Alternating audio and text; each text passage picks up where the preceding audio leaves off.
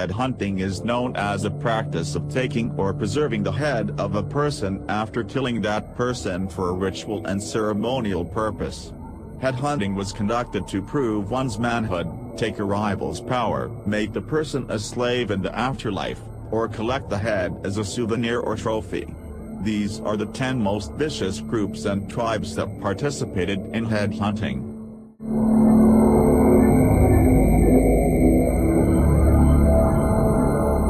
10 Maori.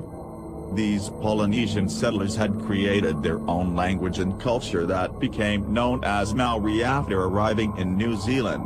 The Maori formed tribal groups that were based on Polynesian customs, and within these tribes, a strong warrior culture emerged. This led to headhunting during raids and wars. After killing their enemies, these savage Maori would carefully preserve the heads by removing the skulls and then smoking the heads. Afterward, their victims' tattoos and facial features would still be recognizable, and these pickled heads became trophies. The Maori were one of the most known groups to participate in both the headhunting and cannibalism of their conquered enemies.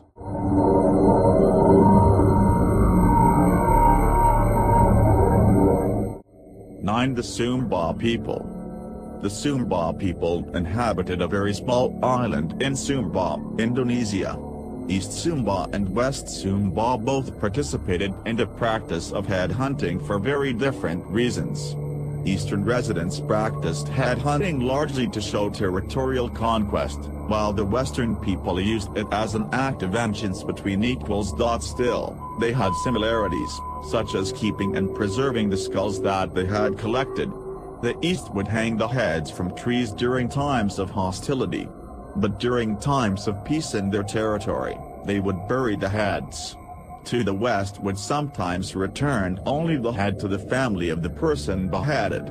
They would keep the hair to be used for something magical, such as certain concoctions.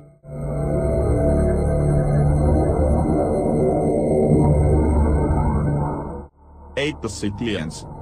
The Scythians were originally Iranian Eurasian nomads who migrated from Central Asia towards southern Russia and Ukraine and founded a rich, powerful empire that is now known as Crimea. The Scythians of Europe were known as excellent horsemen and Aryan headhunters, so savage that Herodotus wrote about their tribes. There are even Persian rulers who spent much of their careers trying to exterminate the Scythians. They fought to live and lived to fight. They would fight from horseback with bows and arrows to kill their prey, and they were excellent marksmen. After the kill, the Scythians were famous for cutting the throats of their enemies, regardless of their age or gender, and sawing open their skulls to use them as drinking cups.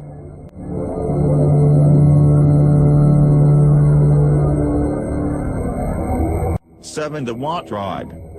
The Wa tribe inhabited the upland area of eastern Myanmar, Burma, and the southwestern Yunnan province of China. The beliefs of the religious Wa people centered on blood sacrifices. They would kill chickens, pigs, buffalo, and other animals, which were sometimes used as sacrifices for weddings, funerals, and other social gatherings. The Wa people living in the remote upland area of the China-Myanmar border were also known for their violence toward people. Some of the Wa tribe were known as the Wild Wa because they practiced headhunting. They had a definitive season for headhunting enemies, which was when the tribe needed more fertilizer to help grow their crops.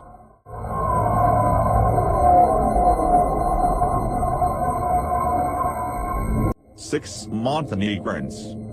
The Montenegrins were avid headhunters and even practiced it as late as 1912. After taking the complete head of their enemy, they would carry it by a lock of hair worn by the decapitator to transfer the soul of the victim to him. The Montenegrins could be found in Europe, and they primarily targeted the Ottoman Turks when headhunting. The Ottoman Turks were also headhunters but less vicious when attacking. In Montenegro, headhunting was an adjunct in warfare and played only a minor role in raiding, especially when the people lived close enough for feuds. Since the Montenegrins weren't looking for a war or much trouble from their nearby neighbors, Their large-scale raids and beheadings were only committed on people who lived a considerable distance away.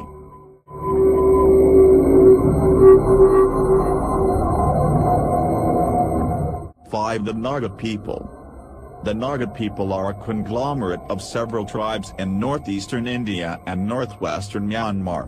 17 of these tribes have similar cultures and form the Indian state of Nagaland. Other Naga tribes can be found in the adjoining states of Manipur, Assam, and Arunachal Pradesh as well as in Myanmar.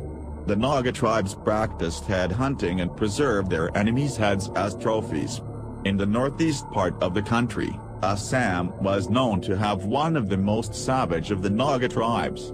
The word Assam means peerless in the extinct language, which is the perfect meaning for a group of particularly vicious headhunters who believed that they were above the rest. All the people living south of the Brahmaputra River were formerly headhunters. Most headhunting groups were warrior-like attackers, but the Assam tribe approached their prey in a sneakier manner. They used surprise tactics by parties of raiders to take the heads of their enemies.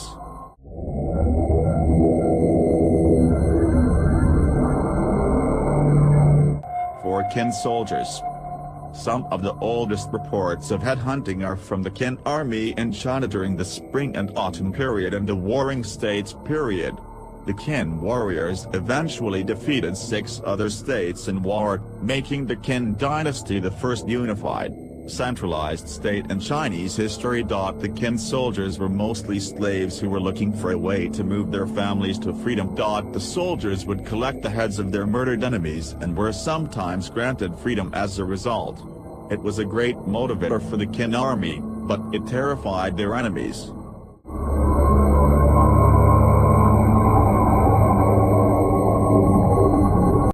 Taiwanese Aborigines.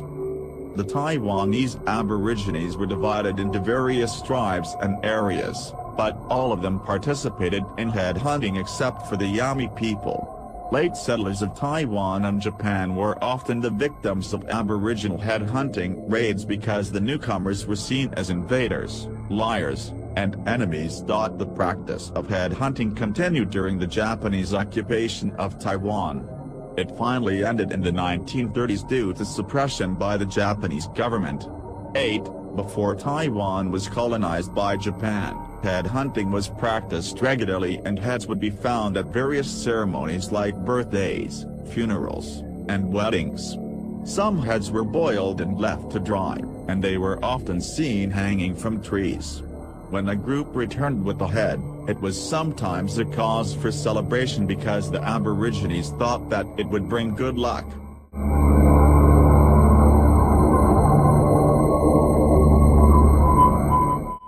The Celts.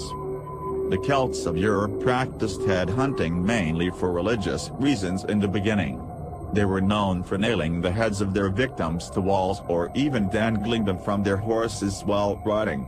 Later, the Celts were converted to Christianity by the demi-Celtic Gaels, but the practice of headhunting continued.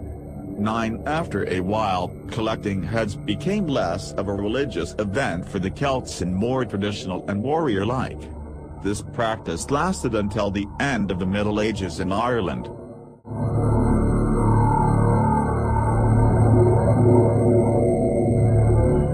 The Jivaro People. The South American Indian people known as Jivaro lived on the eastern slopes of the Andes and were known to be the most vicious of all the groups when it came to headhunting. The Jivaro were warlike, and they remained proud that they were never really conquered by others. This group was made up of tribes that were known for headhunting and for shrinking the heads that they took.